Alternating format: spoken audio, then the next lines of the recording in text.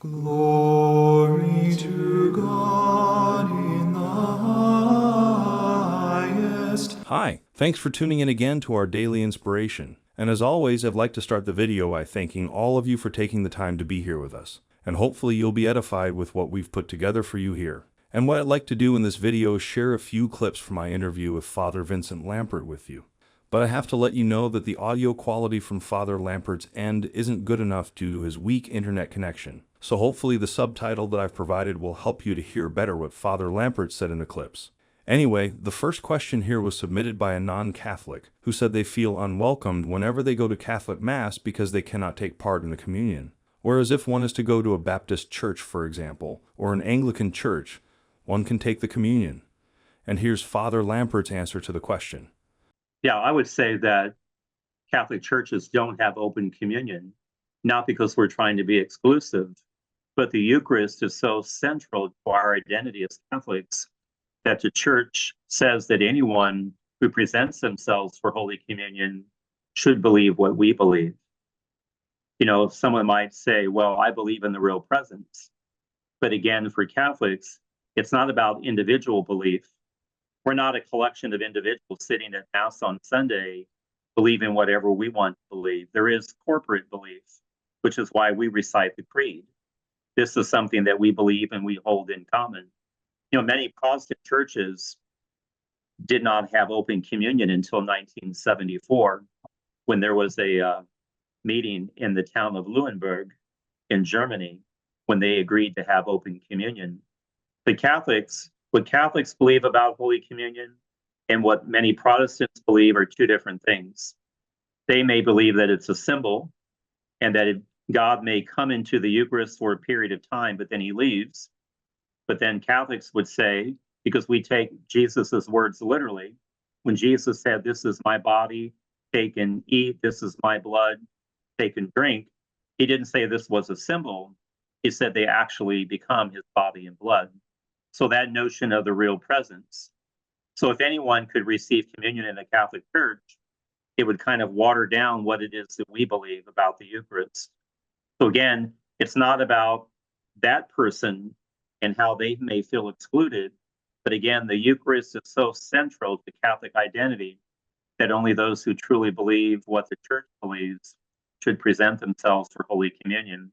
Even St. Paul, in one of his letters, says that if you receive Holy Communion in an unworthy manner, you pass condemnation down upon yourself. So again, it's really about what people believe the Eucharist to be.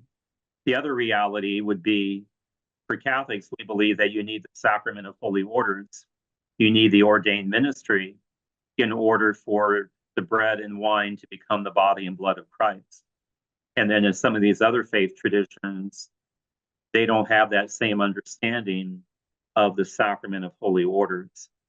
Again, which is why there is no open communion.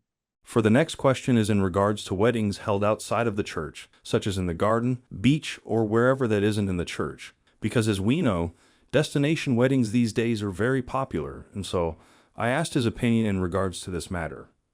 You know, there is a Catholic form to marriage, meaning Catholics are required to marry in a church before a priest or a deacon and have two witnesses. And if anybody wants any variation to that, they would have to get a dispensation, meaning the local bishop would give permission for a wedding outside of that form of marriage. But the Catholic Church would say in general, weddings should take place in a sacred space, kind of in the house of God. It's an indication that one is inviting God to their wedding. You know, it takes three to make a marriage.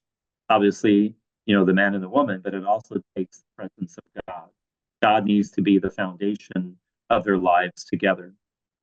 So again, it does need to be in a sacred space, and it would be up to the local bishop if he were to grant any special dispensations for someone to get married in a different environment.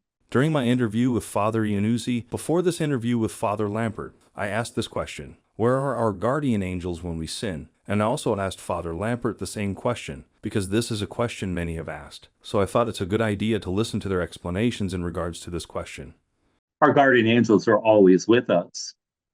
but they're there to do the will of God. For angels, their nature is spirit.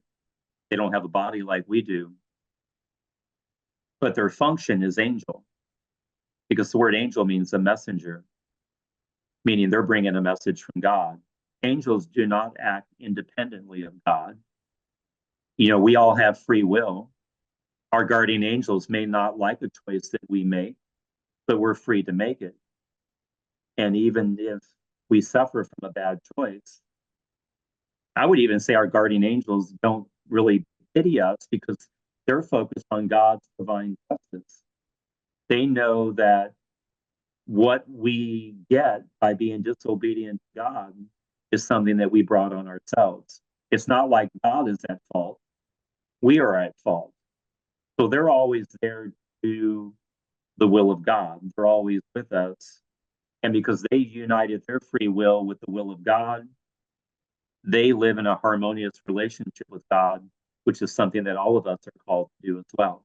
Again, think of the communion of saints, think of our Blessed Mother. So guardian angels will not stop us because they cannot impede on our free will, but they are there to remind us that God has promised that we all have a guardian angel who will be there to watch over us, that we're never, ever truly alone in life. And being mindful of our guardian angels that are with us, maybe that would motivate us not to sin or to make a bad choice that is contrary to how God would want us to live. So again, having a guardian angel just lets us know that we're never ever alone in life, that God is always with us. And God must really love the human person so much to give each and every one of us a guardian angel. Another good thing to know about our guardian angels is this: our guardian angels are more powerful than the devil himself. Our guardian angels are more powerful than the devil because our guardian angels have united their free will with God's will, which makes them a perfect creature.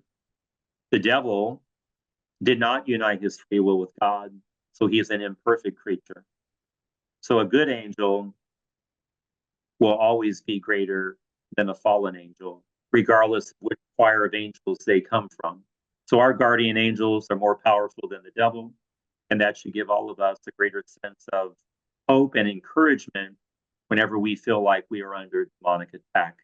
For the next question, I'll read it out for you. I have a question for Father Lampert. When we confess our sins, how precise must one be? For example, I commit a sexual act which isn't okay according to the church. Must I say what it was, or is it sufficient to say I committed an impure act? I ponder on this often. Yeah, I think the person can confess as long as they're being forthright. They're not trying to hide something back from God. God already knows what it is. So one could just say, for example, they committed an impure act with themselves, if that might be what it'd be, or somebody has been viewing pornography, for example. Again, you just name it. One doesn't have to go into details, but they're acknowledging that they've committed a sin and they want to give it over to God. Because anything that we confess, we place it in the hands of God, and the devil can no longer use it against us. But as long as somebody is really being forthright and saying, I committed an impure act, for example, I don't think they have to go into all the details. Simply acknowledging that they did something wrong sexually, going against the virtue of chastity, that would be enough. And for the final clip that I'd like to share in this video is this: why is the devil known as the prince of the air? The prince of the air, I think that's acknowledging the fact that he was cast down out of heaven and down to earth. And usually when you think of cast down, you think of a fall. Jesus even says that he saw, Satan fall like lightning from the sky. So to say that he's the prince of the air is acknowledging, I believe, his fall from the heavenly realms and then down to earth, where God permits the devil to afflict humanity until the final judgment at the end of time. And the way that we protect ourselves from his afflictions are to be obedient to God. And if we're disobedient, to own that. When after Adam and Eve had sinned, they went and hid, and then God moves to the garden and says, Adam, where are you? Now God knew where he was physically, but he wants to see if Adam will acknowledge where he is spiritually, namely in the state of sin. Now, can you imagine what would have happened if Adam would have said to God, I've sinned and I'm sorry? But he didn't. He played the blame game. Well, that woman you put here, she made me do it. Eve, what did you do? Well, the serpent made me do it. Always pointing the finger at someone else. And ultimately, all we are called to do is to own up to what we've done wrong and give it over to God. And I think because God is love and mercy itself, God is always ready to forgive us.